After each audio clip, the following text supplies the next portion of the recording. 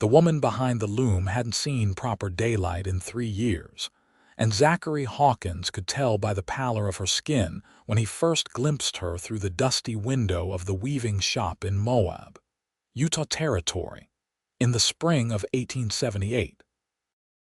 He had come down from the La Salle Mountains with a winter's worth of pelts and a beard that reached halfway down his chest, looking for supplies and maybe a new shirt since his last one had been torn beyond repair by a particularly angry black bear.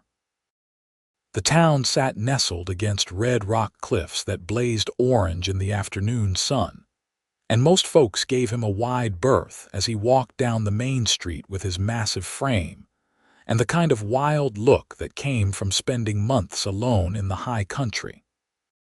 His shoulders were broad enough to fill a doorway, muscles built from hauling traps and game across rough terrain, and his dark hair fell past his collar in waves that hadn't seen scissors in over a year. The weaving shop caught his attention not because he needed anything woven, but because the sign in the window advertised shirts for sale, and he figured a woman's handiwork might hold up better than the ready-made things they sold at the general store.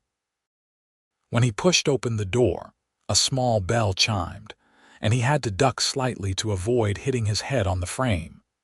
The interior was dim, lit only by 2 oil lamps and whatever light managed to filter through windows that looked like they hadn't been cleaned in months.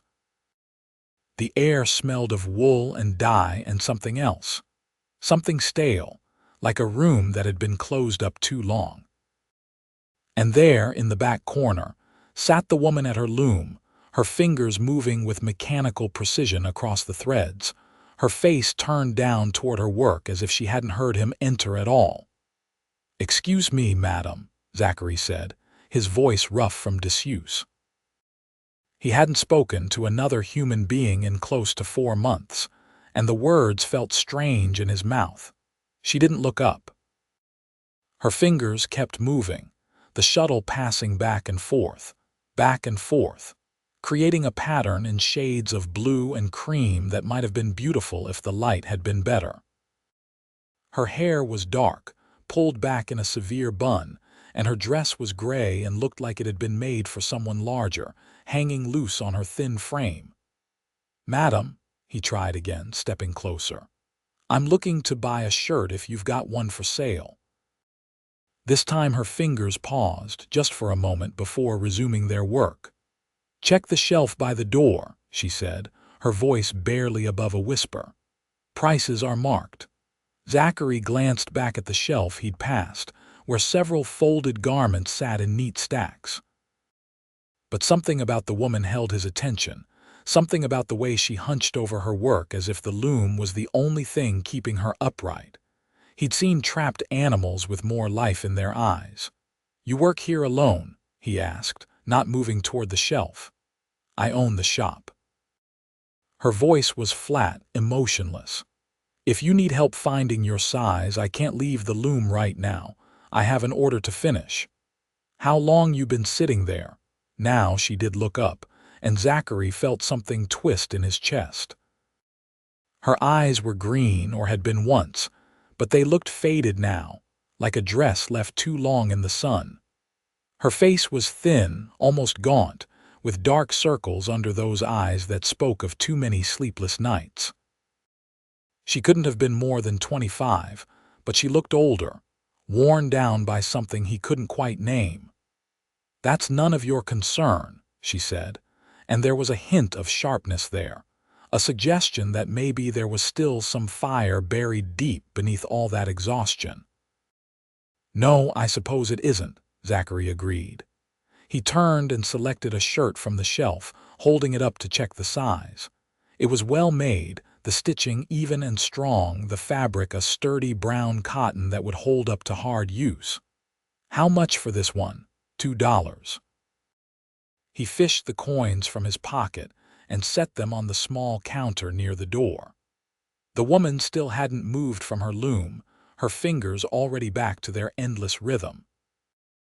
Zachary tucked the shirt under his arm and stood there for a moment, studying her in the dim light, trying to understand what he was seeing.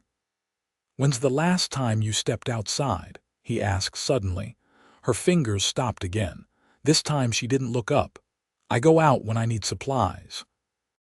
"That's not what I asked." "Then you asked a question I don't intend to answer." Her voice was tight now, defensive. "Thank you for your purchase. The door is behind you." Zachary should have left, he knew that.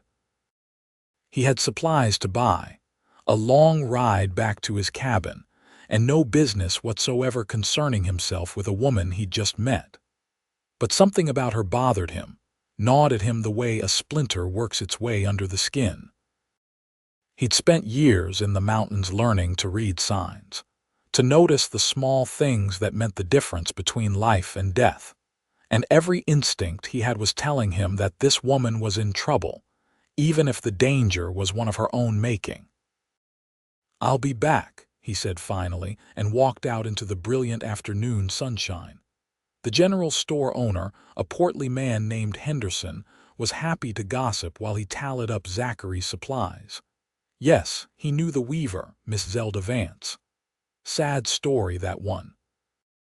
Her parents had died 3 years back in a wagon accident just outside town, and she'd taken over the weaving business they'd left behind. Kept to herself mostly, never socialized, just worked at that loom day and night filling orders. Some folks said she was trying to work off her grief. Others said she'd gone a bit strange in the head, couldn't stand to leave the shop because that's where her parents had spent their lives. "She come out for supplies, like she said?" Zachary asked, loading bags of flour and coffee into his pack. Henderson shrugged. "I send my boy over with deliveries once a week. She leaves a list and payment in the mailbox outside her door.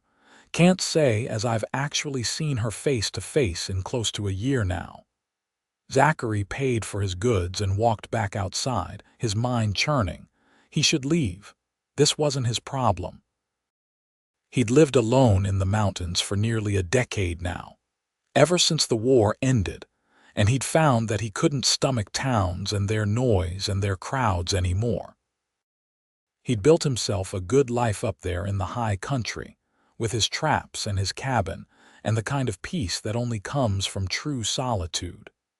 He didn't need complications, and a woman who'd locked herself away from the world was about as complicated as they came.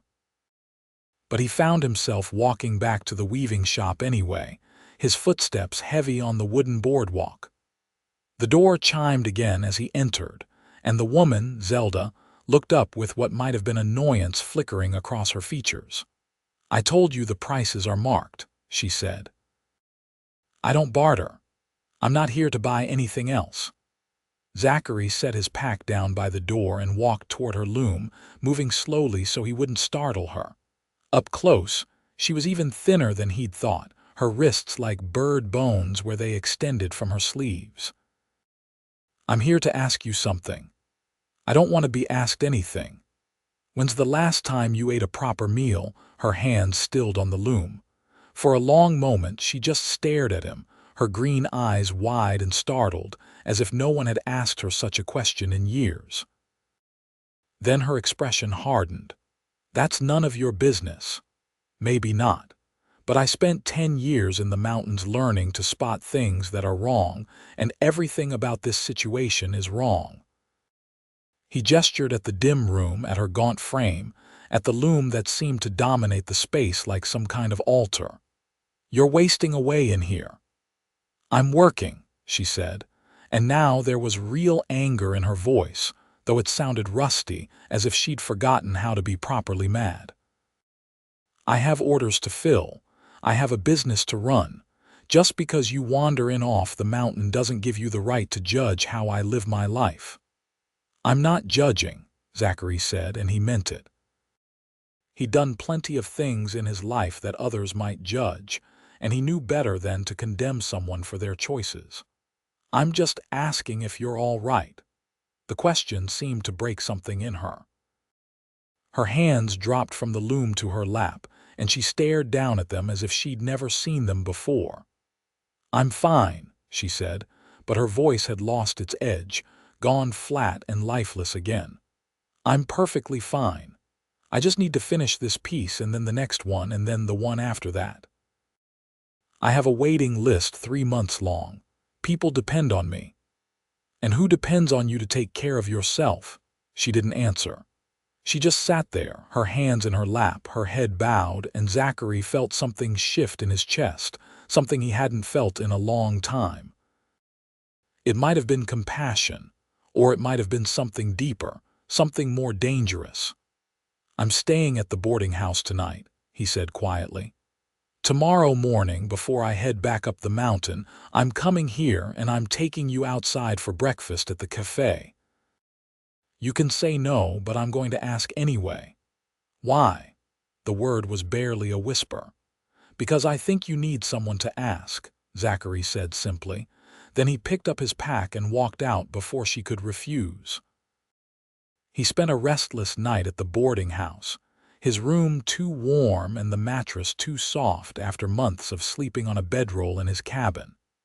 He kept thinking about Zelda's face, about the way she'd looked at him when he asked if she was all right, as if the question itself was foreign to her. He'd seen men break under the weight of grief and guilt, had seen them turn to drink or violence or simply give up entirely. But he'd never seen anyone try to weave their way through it, to bury themselves so completely in work that they forgot how to live. The next morning, he was at her door before sunrise. The shop was already lit, the lamps burning in the dim interior, and when he pushed inside, he found her at the loom, her fingers moving in that same mechanical rhythm. She was wearing the same gray dress, and he wondered if she'd slept at all or if she'd just sat there all night working. "I'm here for breakfast," he announced, his voice too loud in the quiet space. She didn't look up. "I told you I have work to do, and I told you I was coming." He walked over to the loom and did something that probably crossed a line but felt necessary anyway.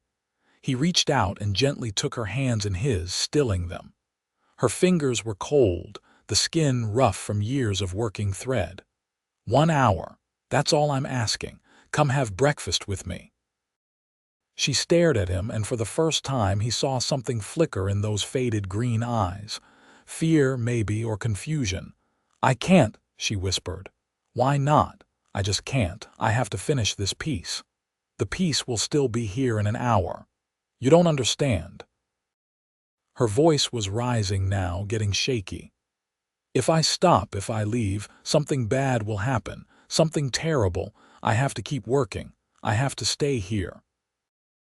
Zachary had heard enough stories from his own father, who'd come back from the Mexican War with demons in his head, to recognize the signs of a mind that had locked itself into patterns that no longer made sense.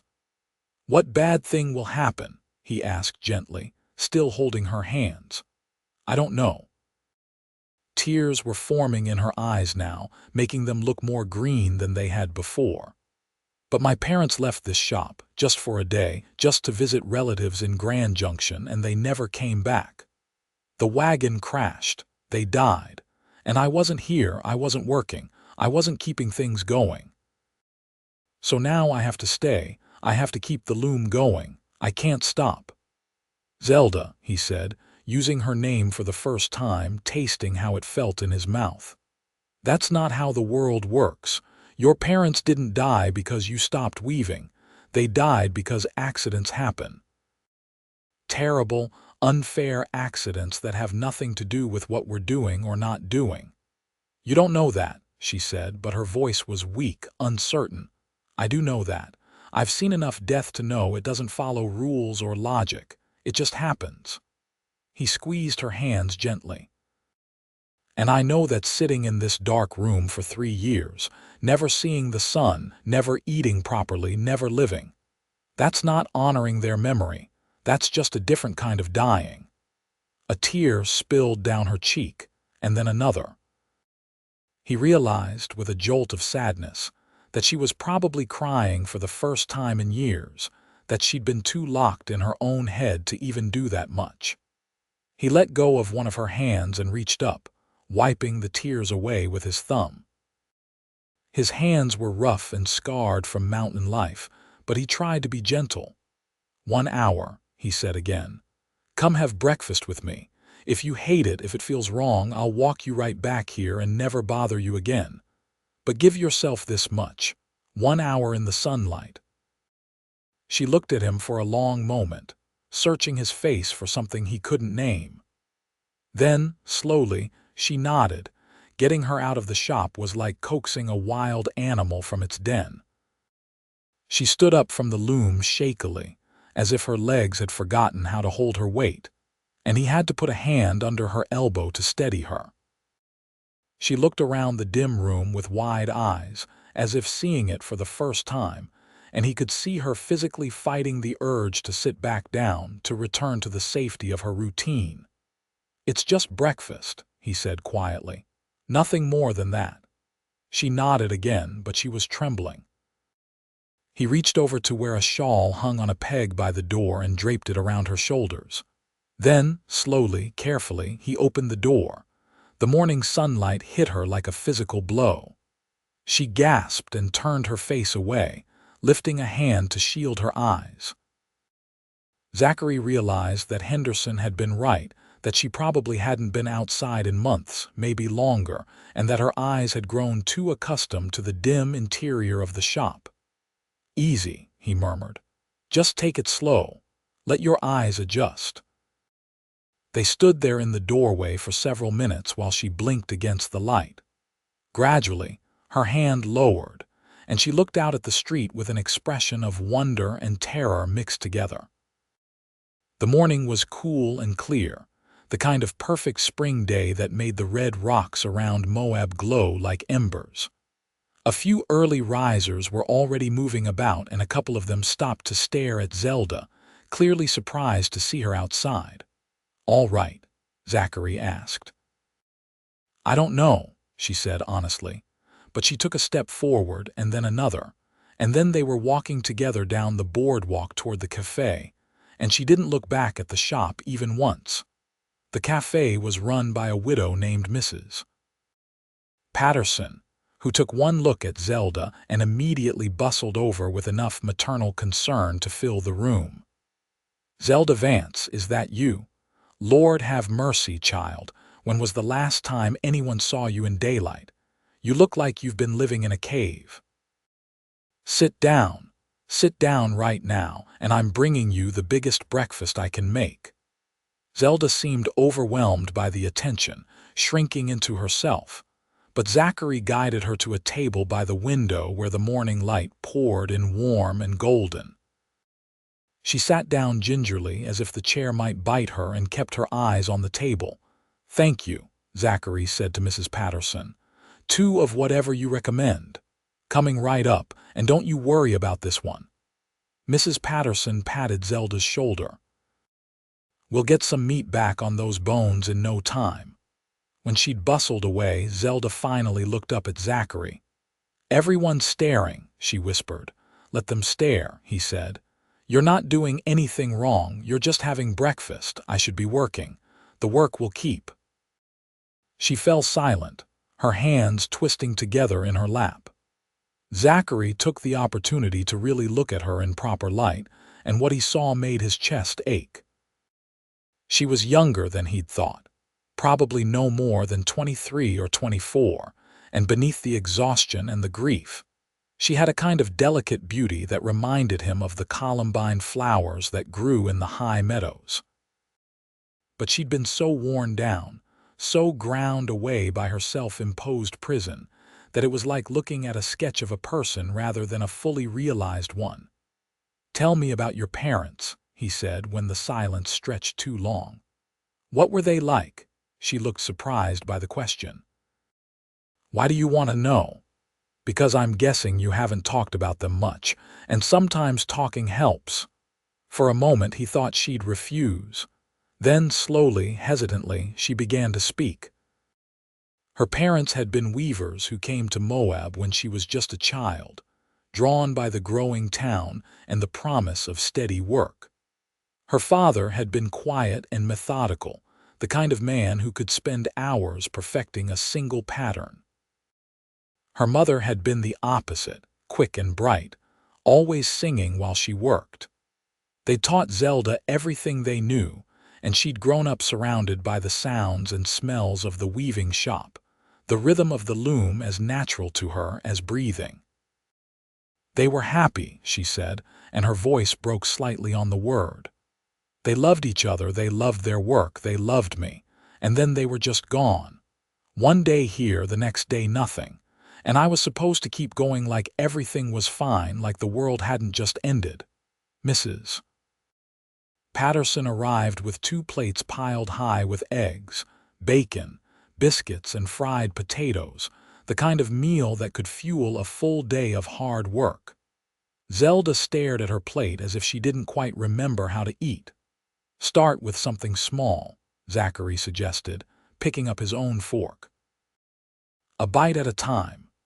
She did, taking a small piece of biscuit and chewing it slowly. Then another bite and another, and suddenly she was eating with something approaching hunger, as if her body had just remembered it needed fuel. Zachary ate his own meal and watched her, feeling something warm and protective settling into his chest. He'd come to town for supplies and a shirt, and somehow he'd found this woman who needed help more than anyone he'd ever met. "What brought you down from the mountains?" Zelda asked suddenly, looking up from her plate. "Needed supplies.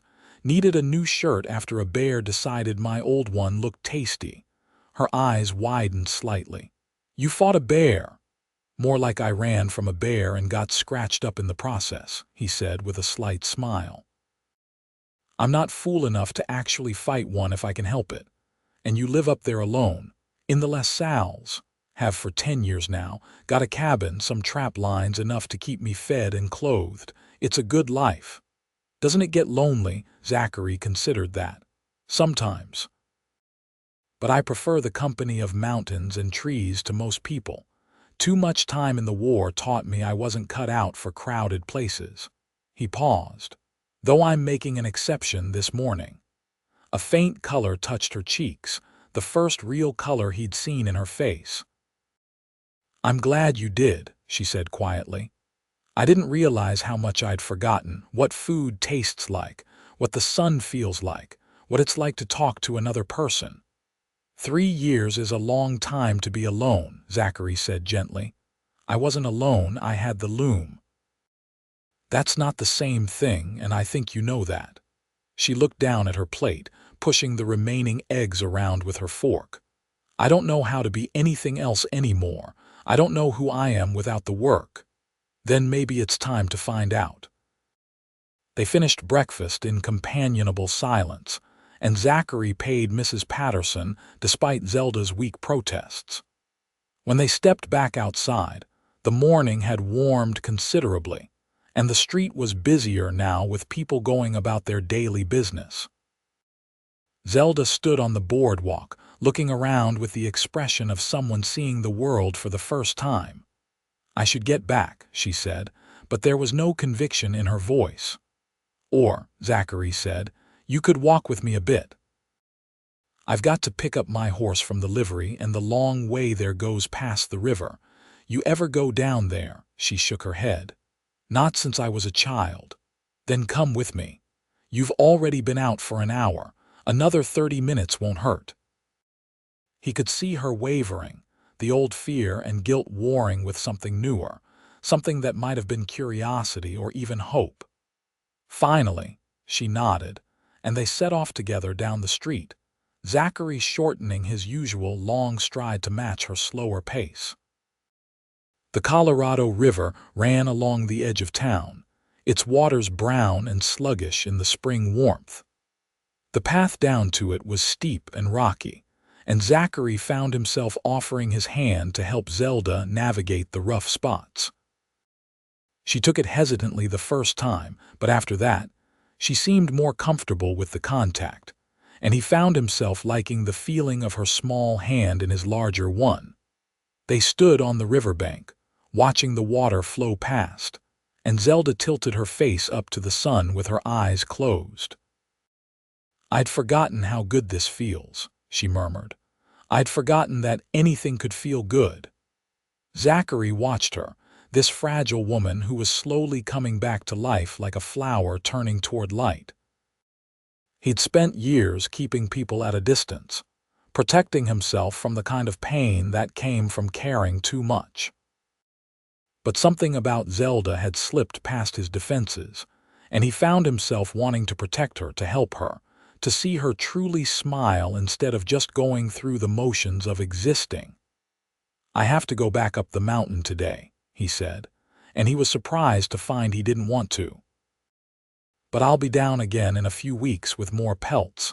Would you let me take you to breakfast again?" She opened her eyes and looked at him, really looked at him, and he saw something shift in her expression. "Why are you doing this?" she asked. "Why do you care what happens to me?" It was a fair question, and Zachary tried to find an honest answer. "I spent 10 years alone in the mountains because I thought that was what I needed. Peace and quiet and no one to depend on but myself. And maybe it was what I needed for a while. But seeing you in that shop, seeing how alone you are, I guess I recognized something of myself in you, and I thought maybe we could both use a friend." "I don't know how to be a friend anymore," Zelda said softly. "I don't know if I remember how. Neither do I, really. So maybe we can figure it out together."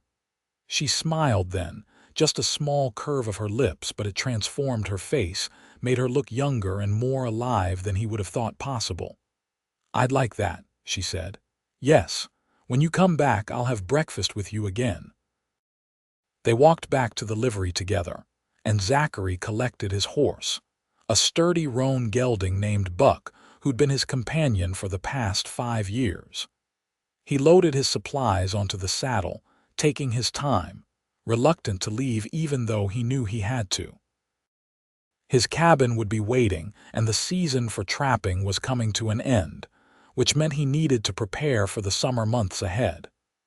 "Will you do something for me?" he asked as he checked the cinch on his saddle.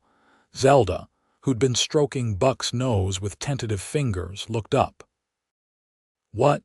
"Try to go outside once a day, just for a few minutes, stand in the sun, breathe some fresh air.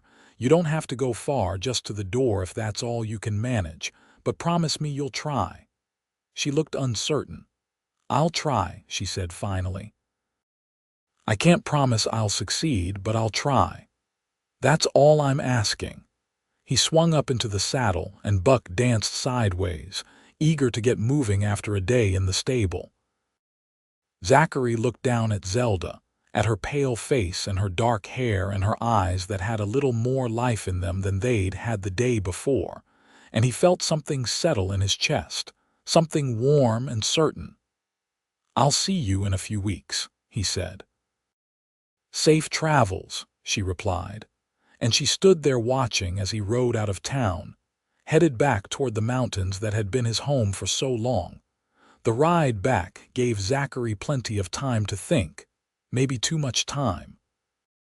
He found himself replaying the morning over and over, the way Zelda had looked in the sunlight, the small smile she'd given him by the river, the feel of her hand in his. He told himself he was just being kind, just helping someone who needed it, but he knew it was more than that. Something about her had gotten under his skin, and he couldn't quite shake it loose. His cabin sat in a high meadow surrounded by pine and aspen, with a clear spring-fed creek running nearby. He'd built it himself over the course of 2 summers, making it snug and weather-tight, large enough for one man and his simple needs. But as he pushed open the door and stepped inside, the space felt emptier than it ever had before. He found himself imagining what Zelda would think of it, whether she'd like the wide windows he'd installed to let in the light, whether she'd appreciate the view of the mountains from the front porch. He spent the next 2 weeks finishing up the last of his trapline work and preparing pelts for sale. It was familiar, satisfying work, the kind that usually occupied his mind completely. But he kept thinking about a woman in a dark shop in Moab, hoping she was keeping her promise to go outside, wondering if she was all right. He'd never worried about another person this way, not since the war ended and he'd lost contact with what remained of his unit. It was unsettling and strangely compelling at the same time. When he finally made his way back down the mountain 3 weeks later, it was with a sense of anticipation that had him pushing buck faster than was probably wise on the steep trails. He reached Moab in the late afternoon and went straight to the weaving shop, his heart beating harder than it should have been. The shop looked the same from the outside, but when he pushed open the door, he noticed immediately that something had changed. The windows had been cleaned, letting in considerably more light. The lamps were still burning, but they seemed less necessary now. And Zelda, sitting at her loom, looked up when he entered, and there was a light in her eyes that hadn't been there before. "You came back," she said, and there was surprise and something that might have been relief in her voice. "I said I would," Zachary replied, "and I'm a man of my word." She stood up from the loom, and he noticed that she did so more easily than before, without that shaky uncertainty. She was still too thin, still too pale, but there was definitely improvement. "I've been going outside," she said, almost shyly. "Every day like you asked. Just to the front step at first, but then I made it to the corner, and yesterday I walked all the way to the general store myself instead of leaving a list." Pride swelled in his chest, warm and fierce. "That's wonderful, Zelda. That's really wonderful." "I still have to work," she said quickly, as if afraid he'd judge her for that. "I still have orders to fill, but I'm trying to remember that there's more to life than just the loom. That's all anyone can ask. Are you hungry? Can I take you to dinner this time instead of breakfast?" She hesitated for just a moment, then nodded. "Let me just finish this row and then we can go." He watched her work while he waited, fascinated by the quick, sure movements of her hands.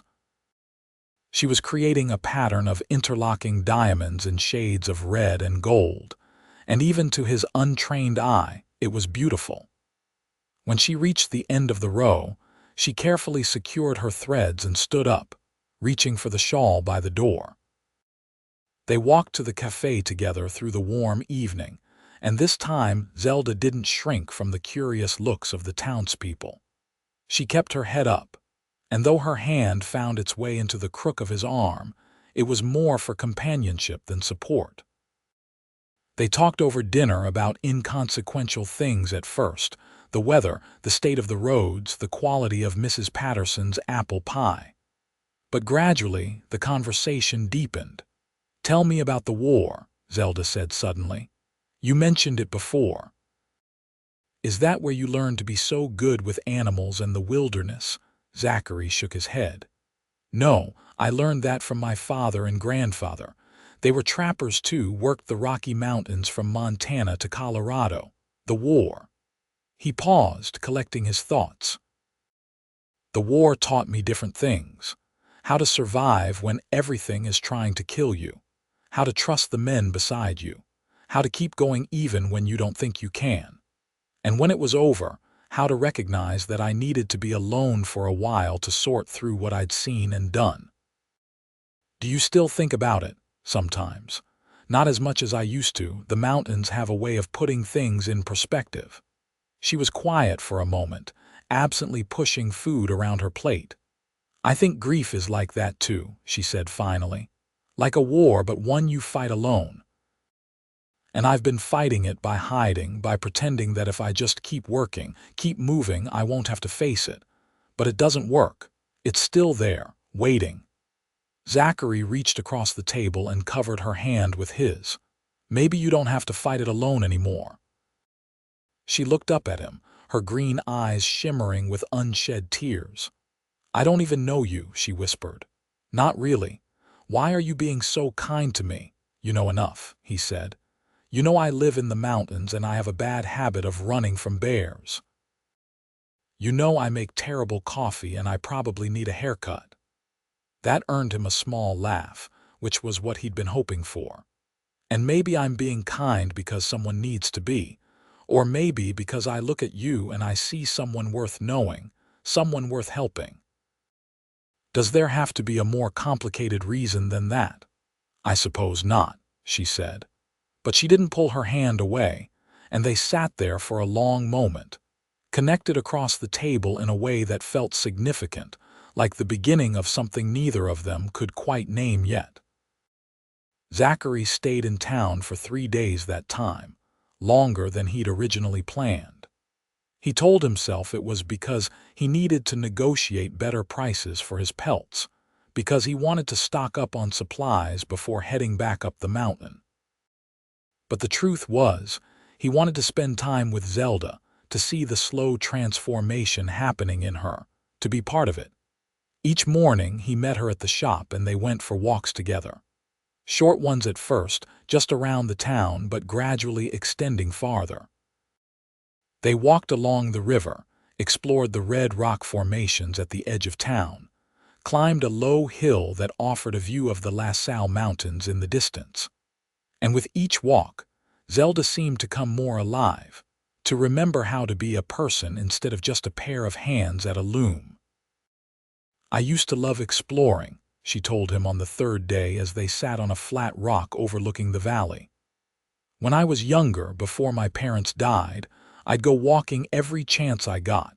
I'd pretend I was an explorer discovering new lands. It seems so silly now." "It's not silly," Zachary said. "Exploration is in our blood, I think. The need to see what's over the next hill, around the next bend. I feel it every time I go deeper into the mountains. Do you ever get scared, being up there alone?" He considered that. "Sometimes. But it's a different kind of scared than being in a town with people all around. In the mountains, the danger is honest. A mountain lion or a bear or a fall, those are things I can understand and prepare for. It's the unpredictability of people that I find harder to handle. And yet here you are in town spending time with a person. You're different," he said, and meant it. "You're not unpredictable. You're just hurt, and hurt I understand." She turned to look at him, really study him, and he felt the weight of her gaze like a physical thing. "Can I tell you something?" she asked quietly. "Anything. I think I've been waiting for someone like you. Not consciously, maybe, but somewhere deep down. Someone who wouldn't let me hide, who wouldn't accept my excuses, who would just show up and refuse to go away." She smiled, a real smile that reached her eyes. "You're very stubborn, Zachary Hawkins." "I've been called worse," he said, and smiled back. That evening he knew he had to head back to the mountains. He'd already stayed longer than planned, and there was work waiting for him at the cabin, repairs that needed to be done before the summer season truly began. But saying goodbye to Zelda was harder than he expected. "When will you come back?" she asked as they stood outside the weaving shop in the gathering dusk. "A month, maybe 6 weeks. I need to work on the cabin, get things ready for summer." "That's a long time." "It is," he agreed. "Will you be all right?" "I think so. I'll keep going outside. I'll try to eat properly. I'll remember that the loom is just a tool, not a prison."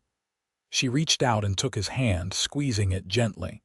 "Thank you, Zachary, for everything, for seeing me when I'd forgotten how to see myself." He wanted to kiss her. The urge was sudden and strong, surprising him with its intensity. But it felt too soon, too presumptuous, so instead he just squeezed her hand back and said, "You take care of yourself, Zelda Vance. And if you need anything, anything at all, you send word to the trading post in LaSalle City. They know how to reach me." "I will." He left her standing there in the doorway of her shop, backlit by the lamps inside, and rode out of town with a strange ache in his chest. The mountains welcomed him back with their familiar silence, and his cabin was just as he'd left it, sturdy and secure. But for the first time in 10 years, it felt lonely. He found himself thinking about Zelda constantly, wondering what she was doing, hoping she was keeping her promise to go outside to take care of herself. The weeks passed slowly. He worked on his cabin, reinforcing the roof and replacing some weathered boards in the walls. He hunted elk and deer, smoking and preserving the meat for the coming winter. He tended his small garden, where he grew potatoes and beans and hardy mountain vegetables. And through it all, he thought about a woman with green eyes and a smile that was slowly learning to reach her face again. 6 weeks after he'd left Moab, he packed up another load of pelts and headed back down the mountain. This time, his anticipation was mixed with something that might have been nervousness. What if Zelda had gone back to her old ways? What if she'd locked herself in her shop again, retreated back to the safety of her loom? What if she'd decided she didn't want to see him anymore? But when he arrived in Moab on a hot July afternoon, he found Zelda not in her shop but sitting outside on a bench in the shade, working on a small hand loom, her face tilted up to catch whatever breeze made it past the buildings. She looked up when she heard his horse's hooves on the packed dirt street, and the smile that lit up her face drove away all his worries in an instant. "Zachary!" She set aside her work and stood up, and he was struck by how much better she looked. There was color in her cheeks now, a healthy glow that came from regular time in the sun.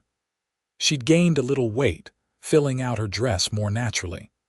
Her eyes were bright and alive, no longer that faded green but a rich, deep color like pine needles. He dismounted and found himself pulling her into an embrace without thinking about it, and she came willingly, her arms wrapping around his waist, her head resting against his chest. She fit there perfectly, as if she'd been made to stand just that way, and he rested his chin on the top of her head and breathed in the scent of her hair, which smelled like soap and sunshine.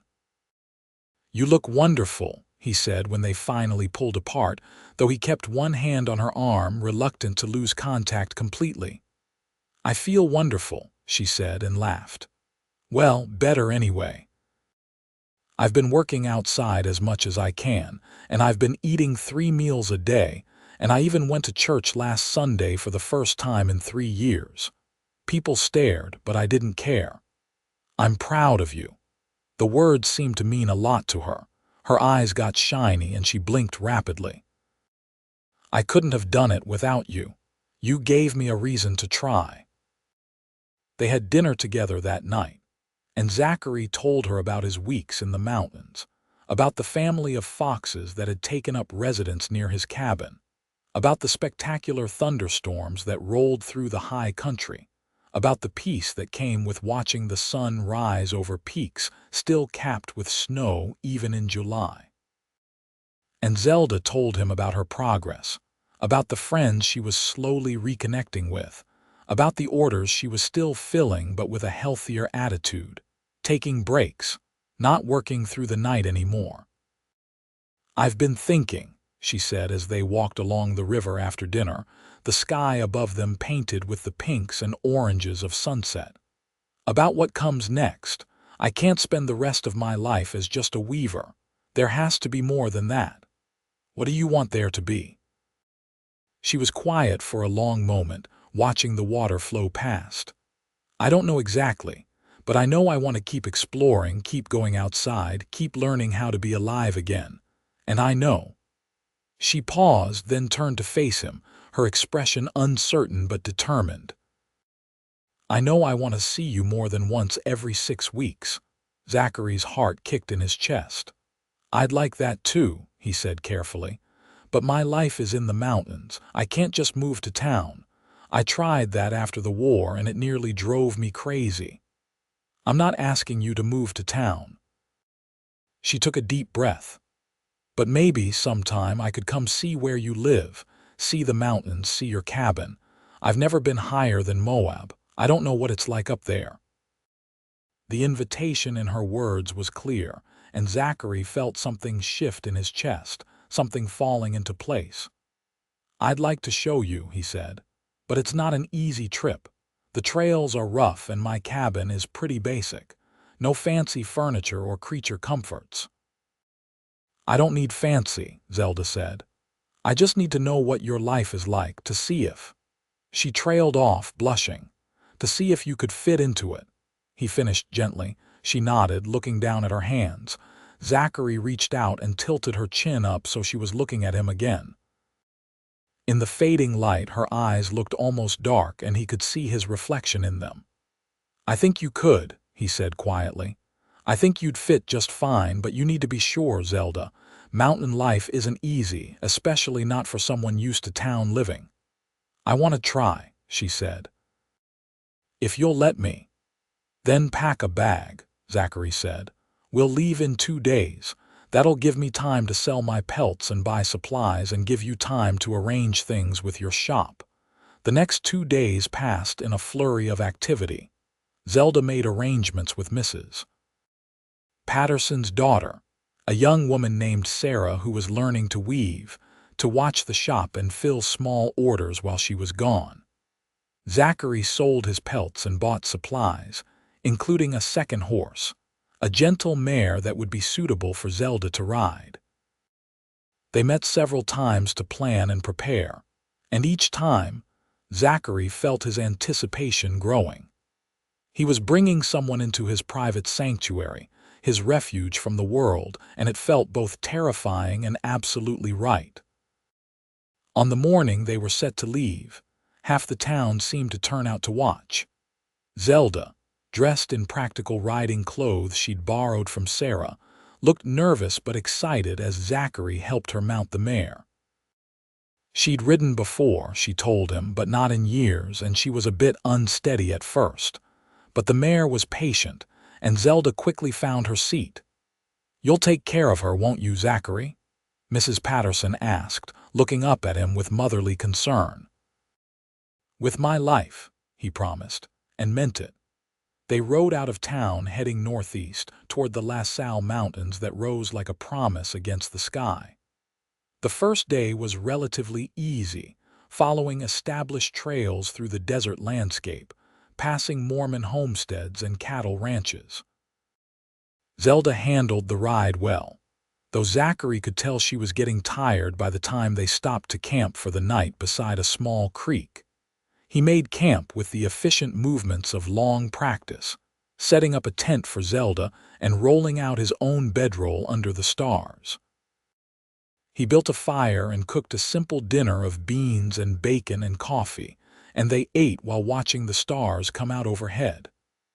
"I'd forgotten there were so many stars," Zelda said softly, lying back on her bedroll and staring up at the sky. "In town, with all the lamps, you can't see them like this." "Wait until we get higher up," Zachary said. "Up in the mountains, the sky is so clear and dark that you feel like you could reach up and touch them." She turned her head to look at him across the fire. "Is it hard, living alone up there?" "Sometimes, but it's also peaceful. No one to answer to but myself, no expectations or obligations, just me and the land and whatever the day brings." "It sounds lonely." "It can be," he admitted, "but I chose it and that makes a difference. I needed the solitude after the war, needed time to remember who I was without all the noise and chaos." "And have you remembered who you are?" Zachary considered that. "I think so. Or at least, I've become someone I can live with. Someone who doesn't jump at loud noises, who can sleep through the night without nightmares, who can look at another day without dreading it." Zelda was quiet for a moment, then said, "I think that's what I'm trying to do too, become someone I can live with. Someone who isn't defined by grief and guilt." "You're doing it," Zachary said. "Every time you step outside, every time you smile, every time you take a risk like this, riding into the mountains with a man you barely know, you're becoming that person." "I know you better than you think," she said softly. "I know you're kind. I know you're patient. I know you see people, really see them in a way most folks don't. That's more than most people know about someone they've courted for months." The word courted hung in the air between them, acknowledged now instead of dancing around it. Zachary got up and walked around the fire to sit beside her on her bedroll. She sat up to meet him, and in the firelight her face was lovely and open and a little bit scared. "Is that what we're doing?" he asked gently. "Courting? I think so, if you want to be. If this isn't just you being kind to someone who needed help." He reached out and cupped her face in his hand, his palm rough against her soft skin. "It started as kindness," he admitted, "but it's become something more. Something I didn't expect but can't seem to help. When I'm up in the mountains alone, I think about you. I wonder what you're doing, if you're all right, if you're keeping your promises. I plan what I want to show you, what I want to tell you, and when I come down to town and see you." He paused, searching for the right words. "When I see you, everything gets brighter somehow. Colors are more vivid, food tastes better, the air smells sweeter. So yes, if you want to call this courting, then that's what we're doing." Zelda's eyes were bright with unshed tears, but she was smiling. "I think about you too," she whispered. "All the time. You're the first thing I think of when I wake up and the last thing before I sleep. And I know it's fast. I know people would say we barely know each other, but it doesn't feel fast to me. It feels like I've been waiting for you all my life and just didn't know it." Zachary leaned in slowly, giving her time to pull away if she wanted, but she didn't. She met him halfway, and when their lips touched, it was soft and sweet and perfect. The kiss was gentle at first, exploratory, learning the shape and taste of each other. Then Zelda's hands came up to grip his shoulders, and she deepened the kiss, and Zachary felt something ignite in his chest, something warm and fierce and utterly right. When they finally pulled apart, both breathing a bit harder, Zachary rested his forehead against hers. "Well," he said, his voice rough. "I guess that settles that," she laughed, the sound pure and joyful. "I guess it does." They sat there by the fire for another hour, kissing occasionally, talking quietly, making plans and promises. Finally, when the fire had burned down to embers and the night had grown cold, Zachary walked Zelda to her tent and kissed her goodnight, then went back to his own bedroll with his heart full of something he hadn't felt in years. Something that might have been hope, or maybe something even better than that. The next day, they climbed higher into the mountains, following narrow trails that switchbacked up steep slopes, crossing streams swollen with snowmelt, riding through stands of aspen and pine that filled the air with their sharp, clean scent. Zelda handled the journey better than Zachary had expected, though she was clearly tired by afternoon. They stopped frequently to rest the horses and drink from the cold mountain streams, and Zachary showed her things along the way, the tracks of elk in the soft earth, the flash of a golden eagle overhead, the tiny alpine flowers that grew in sheltered spots. Late in the afternoon of the second day, they crested a final rise, and Zelda gasped. Below them, nestled in a high mountain meadow surrounded by towering peaks, sat Zachary's cabin.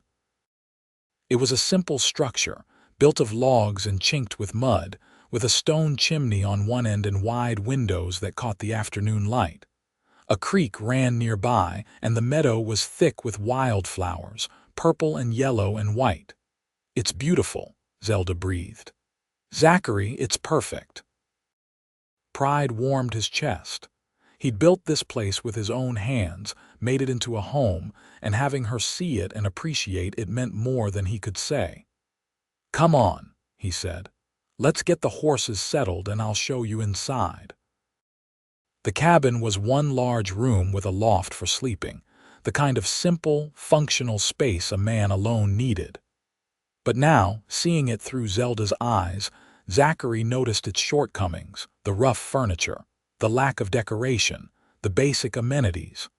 She didn't seem to mind, though.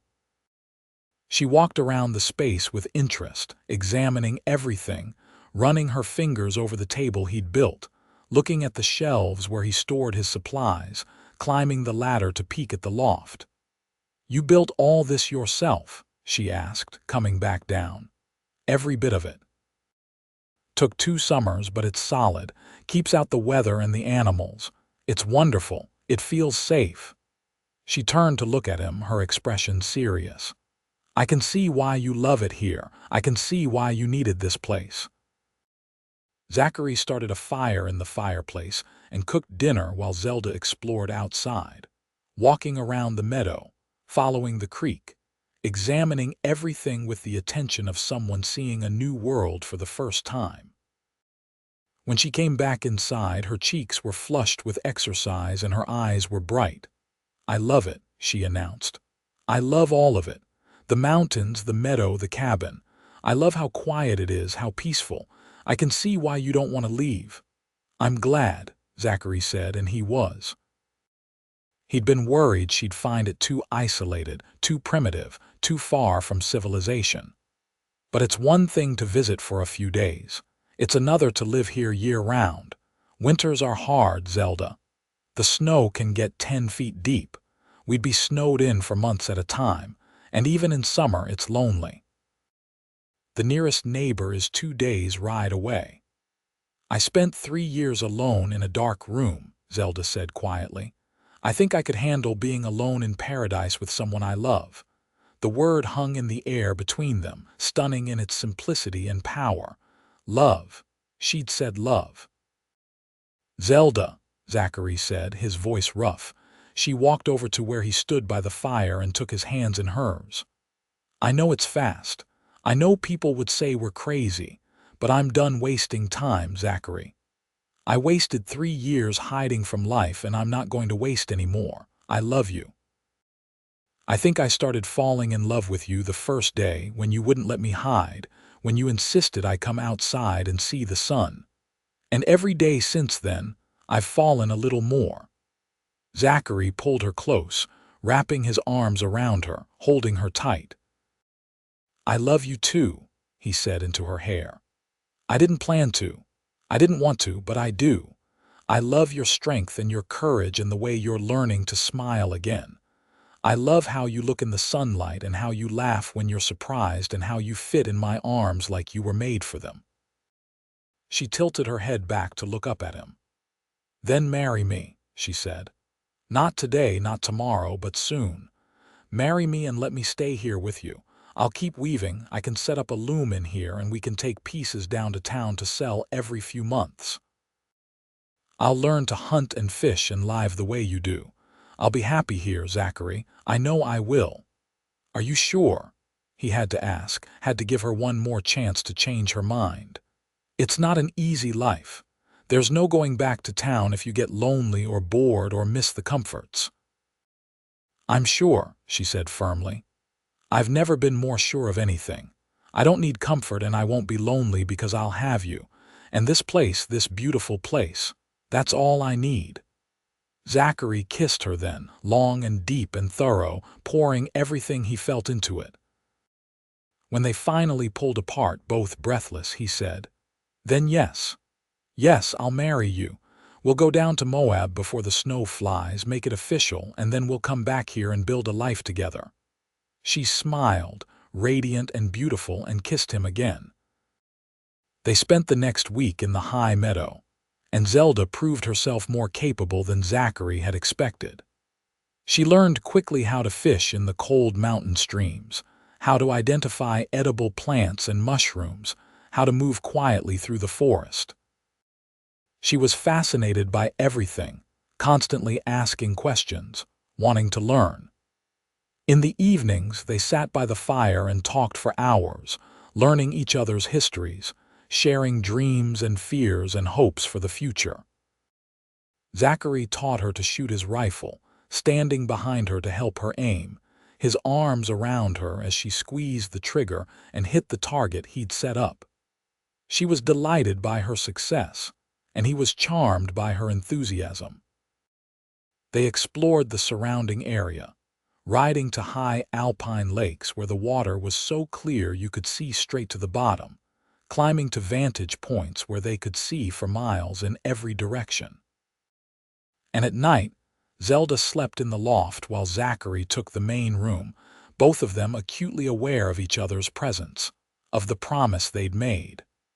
They were courting properly, even here in the wilderness, respecting boundaries until they could be married.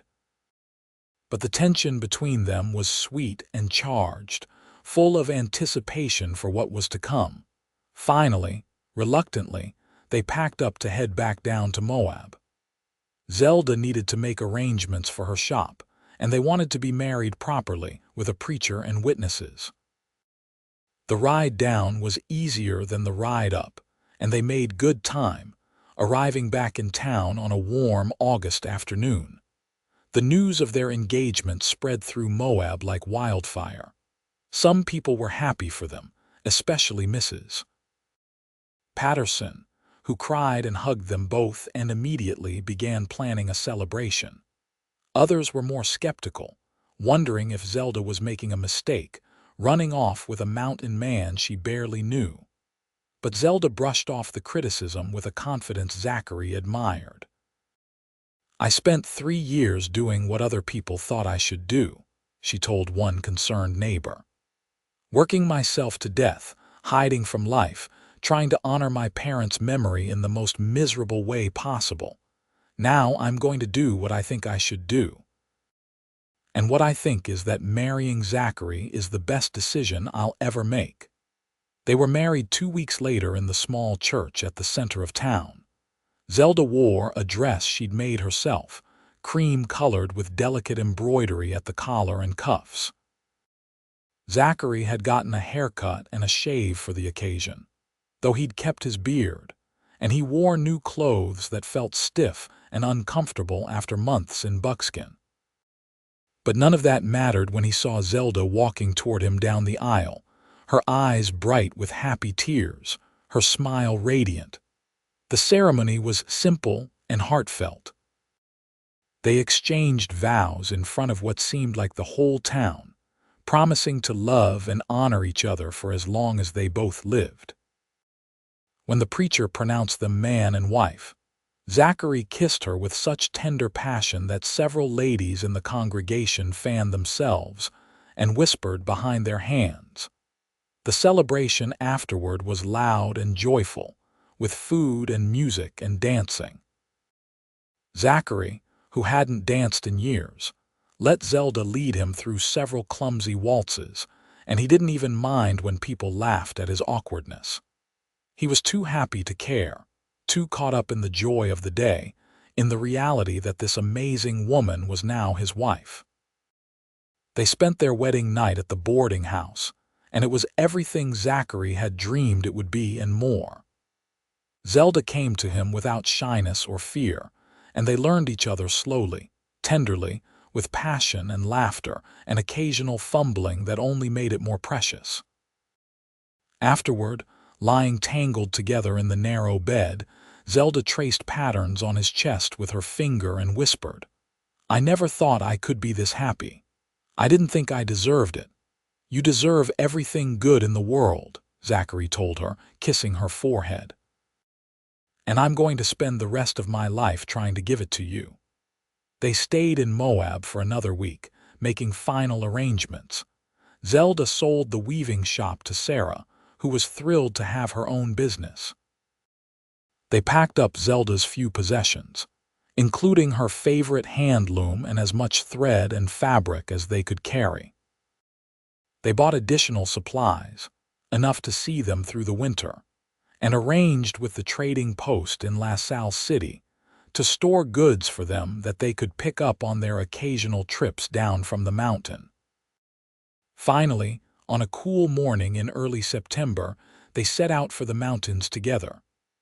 This time, Zelda rode with confidence, her posture relaxed and comfortable in the saddle. She looked back only once as they left town, a brief glance at the life she was leaving behind, and then she turned forward and never looked back again. The journey up was easier now that she knew what to expect, and they made good time, reaching the cabin in 3 days. Zachary felt something settle in his chest as they rode into the meadow, seeing his home with fresh eyes. It was good to be back, but this time he wasn't alone. This time he had Zelda beside him, and that made all the difference. They settled into married life with surprising ease. Zelda set up her loom by one of the large windows where the light was best, and she spent her mornings weaving, creating beautiful pieces that they would take down to town to sell. In the afternoons, she helped Zachary with the endless tasks of mountain living, preserving food for winter, gathering firewood, tending the small garden. She learned to hunt, becoming quite good with the rifle, and she took pride in contributing to their survival. In the evenings, they cooked together and talked, or Zachary read aloud from the small collection of books he owned while Zelda worked at her loom. Sometimes they just sat in comfortable silence, enjoying each other's company. And at night, they came together with a passion that never seemed to dim, learning and relearning each other, finding new ways to express the love that seemed to grow stronger with each passing day. As summer turned to fall, the aspen trees around the meadow blazed gold and orange, creating a landscape so beautiful it took Zelda's breath away. They took long walks together, exploring further into the wilderness, and Zachary showed her all his favorite places. A hot spring hidden in a rocky canyon, a cave where ancient people had left paintings on the walls, a waterfall that thundered down a cliff face in a curtain of white water. "I never knew the world could be this beautiful," Zelda said one evening as they sat on their front porch watching the sunset paint the peaks pink and gold. "I never knew I could be this happy. It's almost frightening how much I have to lose now." Zachary pulled her close, wrapping his arm around her shoulders. "Don't think about losing it, just enjoy it. We've got this moment this day. That's all anyone really has." "You're right," she said, leaning into him, "and this moment is perfect."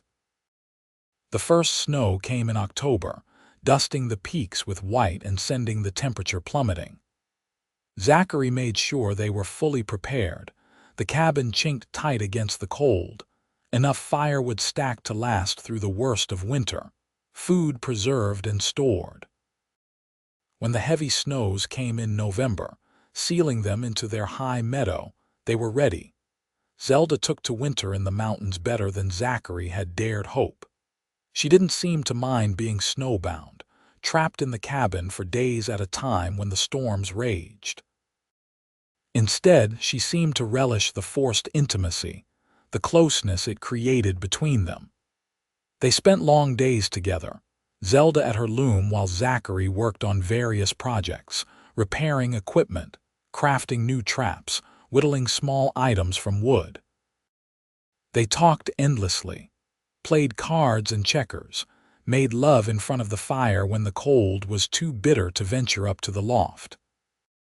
On clear days, they bundled up and went outside, tramping through snow that sometimes reached their waists, checking the snares Zachary had set, cutting more firewood, simply enjoying the stark beauty of the winter landscape.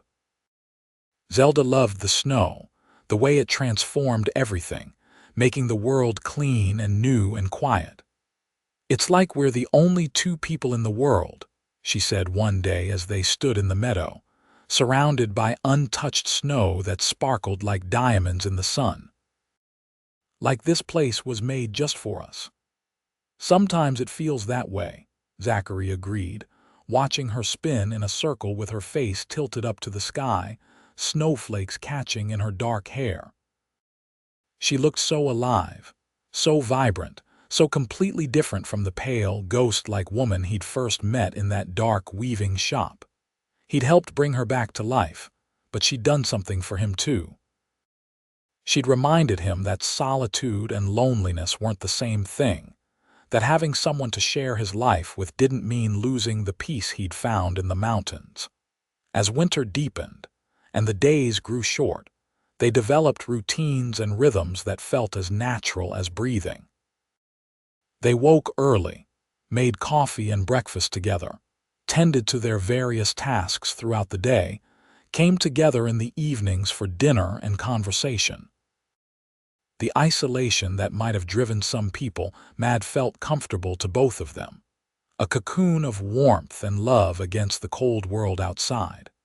In January, during a particularly fierce storm that kept them inside for 5 straight days, Zelda began teaching Zachary to weave. He was clumsy at first, his large, rough hands struggling with the delicate work, but she was patient, guiding his fingers, showing him the patterns. He found he enjoyed it, the rhythmic nature of the work, the satisfaction of seeing something take shape under his hands. "You're a natural," Zelda said, watching him work on a simple pattern in blue and white. "Maybe you missed your calling. You could have been a weaver instead of a mountain man."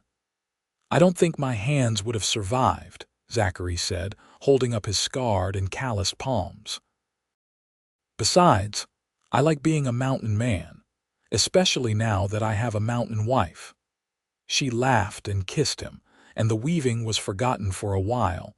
In February, when the worst of the winter was past but the snow still lay deep, Zelda announced that she thought she might be pregnant. She said it casually, while they were eating breakfast, as if it was just another piece of news like the weather or the state of their supplies. But Zachary saw the hope and fear mixed in her eyes, and his heart swelled with a mixture of joy and terror.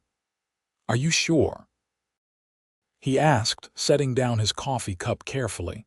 "Not completely, but I'm late and I've been feeling sick in the mornings. I think it's likely." Zachary got up and went to her, kneeling beside her chair and taking her hands in his. "How do you feel about it?" "About being pregnant up here, so far from doctors and help, scared," she admitted. "But also happy. Excited. Women have been having babies for thousands of years without doctors. I'll be fine. We'll be fine." "We'll go down to town before it's time," Zachary said firmly. "I'm not taking chances with your life or the babies. We'll stay in Moab for a few months, make sure you have proper care." "All right," Zelda agreed. "But not until May. I want to see the spring come to the mountains first. I want to watch the wildflowers bloom in our meadow." As winter slowly released its grip, and the days began to lengthen, Zelda's pregnancy became more obvious. Her belly swelled gently, and she glowed with a radiance that had nothing to do with the increasing sunlight. Zachary was attentive to the point of being overprotective, insisting she rest more, do less heavy work. She tolerated his concern with good humor, letting him fuss over her while still maintaining her independence. In April, the snow began to melt in earnest, revealing the brown grass of the meadow, which would green up once the ground truly thawed.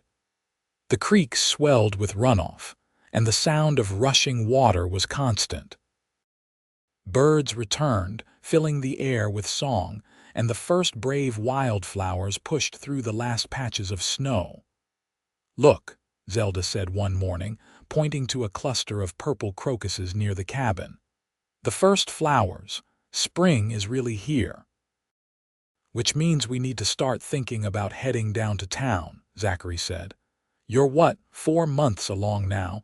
We should go soon while the traveling is still easy."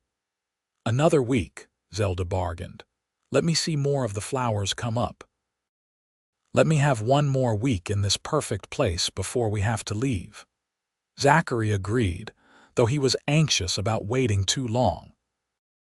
They spent that week exploring the awakening landscape, watching as the meadow transformed from brown to green, as more and more flowers appeared, painting the ground with color.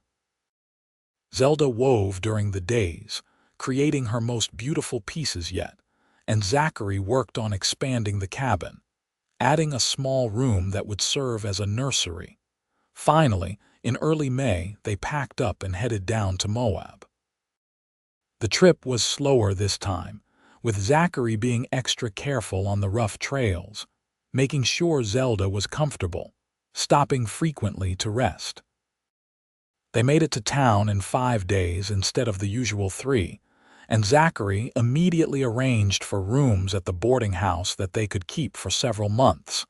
The townspeople were thrilled to see them, and news of Zelda's pregnancy spread quickly. Mrs. Patterson was beside herself with excitement, immediately taking Zelda under her wing, clucking over her health, making sure she was eating enough and resting enough. The local midwife, a capable woman named Mrs. Thornton, examined Zelda and pronounced her healthy and the baby strong. "Should be born sometime in September," Mrs. Thornton said. "Right around the time you'd normally be heading back up to the mountains for winter. You'll want to wait until October at least, give her time to recover and the baby time to get stronger before making that journey." Zachary agreed, though the thought of spending months in town made him restless. He wasn't built for civilization anymore, couldn't stand the noise and crowds and constant presence of other people. But he'd endure it for Zelda, would endure anything to keep her and their baby safe. The summer passed slowly. Zachary found work doing odd jobs around town, building and repairing things, using his skills to earn money they could put aside for the future. Zelda continued to weave, creating pieces that sold quickly, and she also spent time reconnecting with the few friends she'd made before her parents died. She seemed happy, content with town life for now, though Zachary often caught her gazing toward the mountains with longing in her eyes. "Missing it?" he asked one evening as they sat on the porch of the boarding house, watching the sun set behind the LaSalles. "Yes," she admitted. "I never thought I'd be one of those people who craves the wilderness, but I do. I miss the quiet. I miss our meadow and the cabin and the feeling that we're the only two people in the world." "We'll get back there," Zachary promised. "Once the baby comes and you're both strong enough, we'll go home." The word home carried weight now. The cabin in the mountains wasn't just his anymore. It was theirs, the place where they belonged, where they'd built their life together. In late September, after a long and difficult labor that left Zachary pacing outside the room with his heart in his throat, Zelda gave birth to a healthy baby boy. When Mrs. Thornton finally let him in to see his wife and son, Zachary felt tears prick his eyes. Zelda lay in the bed, exhausted but radiant, holding a tiny bundle wrapped in blankets. The baby had a shock of dark hair and Zelda's green eyes, and when Zachary took him for the first time, holding that impossibly small, perfect weight in his arms, he felt something shift in his chest, something fundamental and irreversible. "He's beautiful," Zachary said, his voice rough. "He's perfect. You're perfect." "What should we name him?" Zelda asked, watching her husband and son with love shining in her eyes. They discussed names throughout the pregnancy, but nothing had felt quite right. Now, looking at his son, Zachary knew. "James," he said, "after my father." "James Hawkins." "James," Zelda repeated softly. "I like it. Hello, James. Welcome to the world." The baby squirmed and made a small mewling sound, and both his parents laughed with the pure joy of it. They spent the next month in town, letting Zelda recover and James grow stronger. Zachary chafed at the delay, eager to get back to the mountains, but he understood the necessity of it. Zelda regained her strength quickly, and James proved to be a healthy, if demanding, baby who seemed to have inherited his mother's determination and his father's lung capacity. In late October, when James was a month old and the first snows were starting to dust the peaks, they finally made the journey back to the cabin. Zachary had modified a pack saddle to create a safe, cushioned space for the baby, and Zelda rode with James held securely against her chest in a sling. The trip took longer than usual, with frequent stops for feeding and changing and just letting everyone rest, but they made it safely, arriving at the cabin on a crisp afternoon with the meadow turning gold around them. "Home," Zelda said with satisfaction as Zachary helped her dismount. "We're finally home." The cabin felt smaller with 3 of them in it now, but somehow also more complete. They settled back into mountain life, adjusting their routines to accommodate a baby. James slept in a cradle Zachary had built, positioned near the fireplace where it would stay warm. He was a good baby mostly, sleeping in longer stretches as he grew, though there were nights when his crying seemed endless and both his parents walked the floor with him, taking turns, supporting each other through the exhaustion. Zelda returned to her weaving when James napped, and she found she could work with him strapped to her chest in the sling when he was wakeful but content. Zachary continued his trapping and hunting, but he stayed closer to the cabin now, never venturing far enough that he couldn't get back quickly if needed. Everything had changed, and nothing had changed. They were still themselves, still in love, still living the life they'd chosen, just with a small, demanding addition who had wrapped himself around both their hearts completely. The winter was hard, harder than the previous one, with storms that raged for days and snow that piled up to the cabin's windows. But inside, they were warm and safe and happy, a little family tucked away from the world. Zachary would often stop in the middle of some task and just watch his wife and son, marveling at how his life had changed, how a chance encounter in a weaving shop had led to this. A home, a family, a love deeper than anything he'd imagined possible.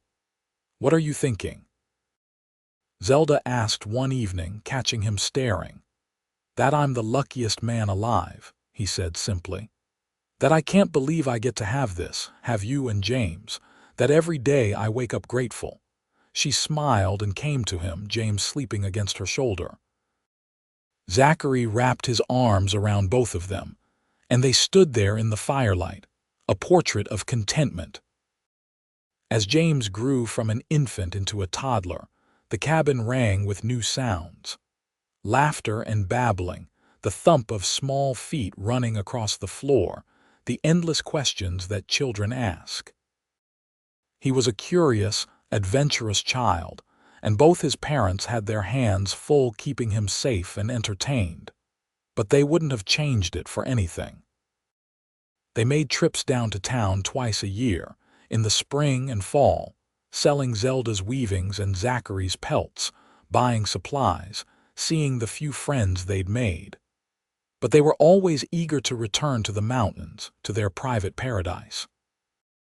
James grew up knowing no other life, learning to read tracks before he could read words, as comfortable in the wilderness as other children were in town. 2 years after James was born, Zelda announced she was pregnant again. This time, they were more prepared, more confident.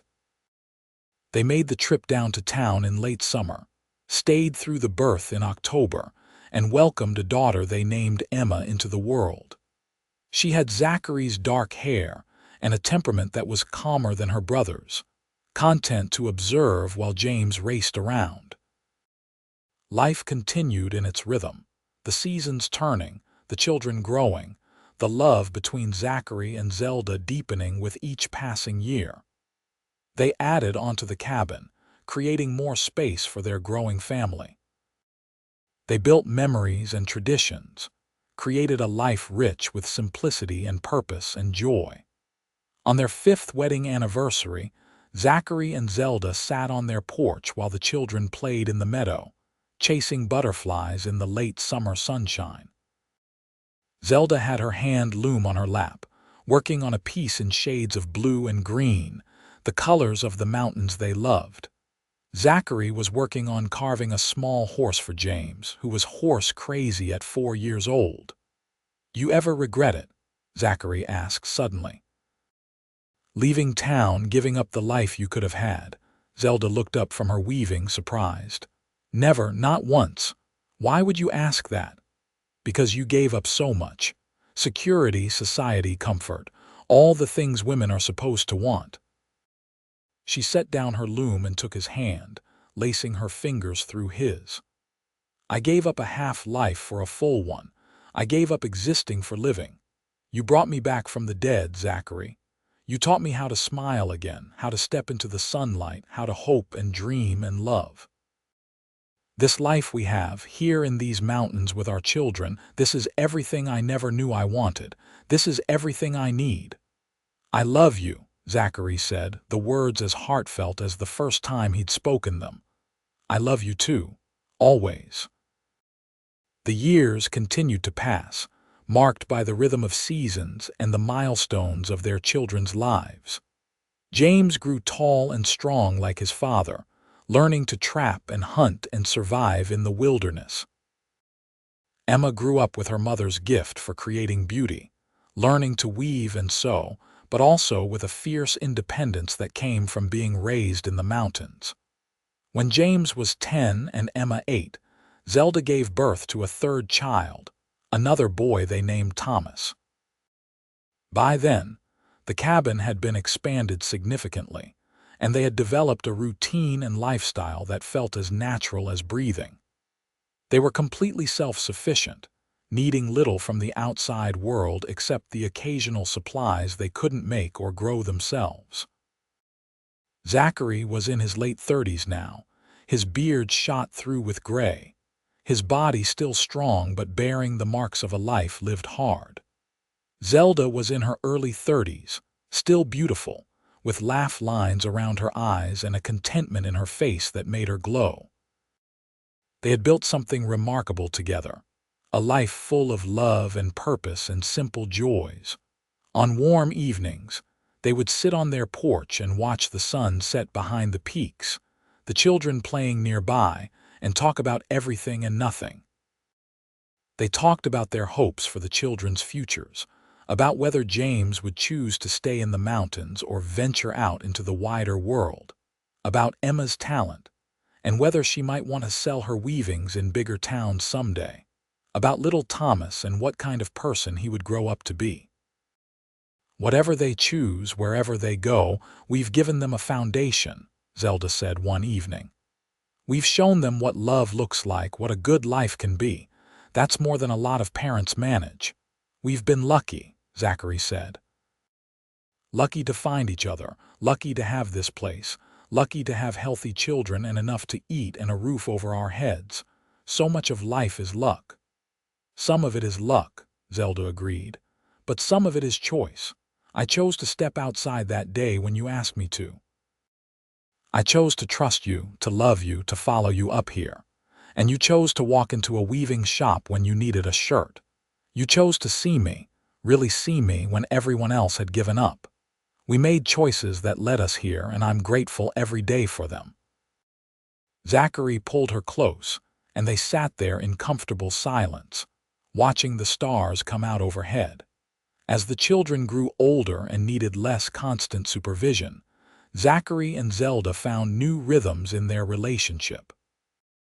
They took long walks together, just the two of them, exploring the vast wilderness that surrounded their cabin. They made love with the passionate familiarity of long marriage, knowing each other's bodies as well as their own. They talked and laughed and occasionally argued, as all couples do, but always with the foundation of deep love and respect beneath it all. When James turned 18 and announced he wanted to see more of the world, to travel to bigger cities and experience life beyond the mountains, Zachary and Zelda supported him even as their hearts ached to see him go. They gave him money they'd saved and advice they'd learned, and they watched him ride away with pride and sadness mixed together. He'll come back, Zelda said, wiping away tears as they stood in the meadow watching their son disappear down the trail. The mountains are in his blood. He'll go out into the world, but he'll come back. I hope so, Zachary said, though he wasn't as certain. The world was changing, growing, and young people had opportunities now that hadn't existed when he was James's age. But Zelda was right. James did come back, 2 years later, with stories of his adventures, and a young woman named Catherine who he'd met in Denver.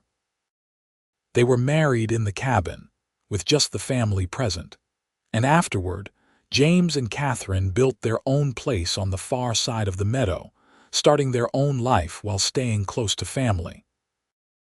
Emma chose to stay closer to home, marrying a young trapper named Daniel who Zachary had trained and approved of. They settled in a cabin a day's ride away, close enough to visit regularly but far enough to have their own space. Thomas, the youngest, showed no signs of wanting to leave, content to learn from his father and help run the trap lines. Zachary and Zelda grew older together, their hair going gray, their bodies slowing down but their love never dimming. They became grandparents, first to James and Catherine's children, then to Emma and Daniel's. The cabin that had once held just the two of them now regularly overflowed with family, with children and grandchildren who brought noise and chaos and joy. On the 20th anniversary of the day they met, Zachary and Zelda walked down to the spot by the Colorado River where he'd first taken her, where he'd watched her tilt her face up to the sun and remember how to live. They were both in their early 40s now, their bodies bearing the marks of a hard life well lived, but their eyes were bright and their love was as strong as ever. "You remember?" Zachary asked. "Standing here that first time, you told me you'd forgotten what the sun felt like." "I remember everything about that day," Zelda said. "I remember being terrified and hopeful and amazed that anyone could see me, really see me, when I'd felt invisible for so long. You were never invisible. You were just hiding, and I'm glad I was stubborn enough to make you come out." She laughed and leaned against him, his arm coming around her shoulders automatically. "You were very stubborn, are very stubborn.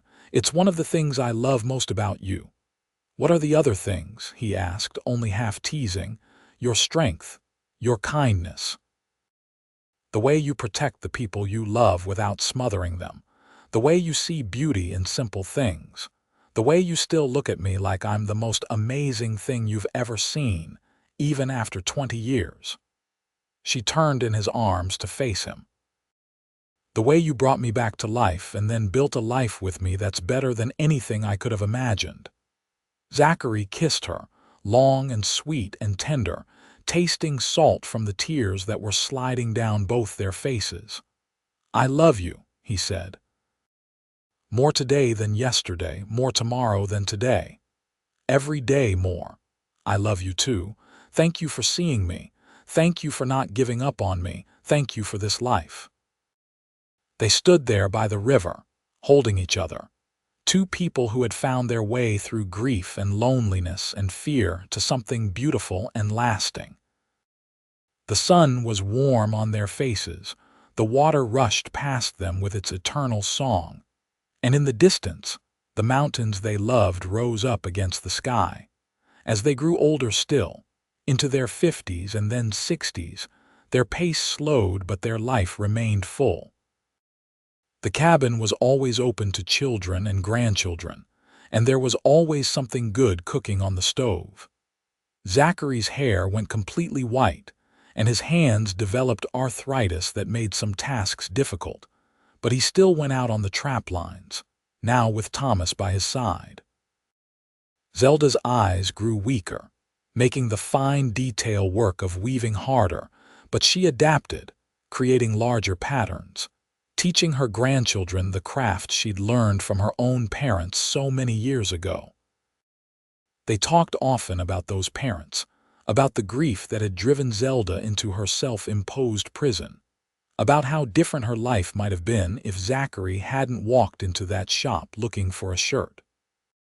They talked about the choices they'd made and the life they'd built, and how grateful they were for every day they'd been given together. "You think they'd be proud?" Zelda asked one evening as they sat by the fire, the cabin quiet around them with the children all grown and living their own lives. "My parents, I mean. Do you think they'd be happy with how I turned out?" "I think they'd be amazed," Zachary said. "I think they'd look at the woman you became, the life you built, the family you raised, and they'd be so proud they'd burst with it. You didn't just survive your grief, Zelda. You transformed it into something beautiful." "We transformed it," she corrected. "I couldn't have done it without you." "We did it together," he agreed. "Everything we've done together." They lived to see their grandchildren grow and marry and have children of their own, creating a legacy that would extend far beyond their own lives. The cabin became a gathering place for family, a touchstone that everyone returned to, and the meadow was full of memories and laughter and love. Zachary died at the age of 72, passing peacefully in his sleep with Zelda beside him. He simply didn't wake up one morning, slipping away quietly in the place he loved, surrounded by the mountains that had been his home for most of his adult life. Zelda grieved deeply but not desperately. She had lived too full a life, loved too completely, to be destroyed by grief again. She mourned him with tears and prayers, and by continuing to live the way he would have wanted her to, surrounded by family, still creating beauty with her hands, still stepping outside every day to feel the sun on her face. She lived another 5 years after Zachary's death, staying in the cabin with Thomas and his family nearby to help her. She spent her days weaving and telling stories to her great-grandchildren about their grandfather, the mountain man who had seen a woman hiding in the shadows and refused to leave her there. She told them about the day he made her step outside, about the breakfast that changed her life, about the love that had sustained them through decades of joys and sorrows. "He saved me," she told them, "but I saved him too in a way. We saved each other. That's what love does. It sees you when you're lost and it brings you home." When Zelda died at the age of 77, it was in the late spring, with the meadow full of wildflowers just as she'd wanted. Her family buried her next to Zachary on a hillside overlooking their beloved cabin, where they could watch over the land they'd loved and the family they'd created together. On the simple wooden markers, their children carved their names and the dates of their lives, but more importantly, they carved the words that summed up their story. She brought him joy. He brought her sunlight. Together they built a life of love. The cabin remained in the family for generations, a testament to the love that had built it and the life that had been lived within its walls.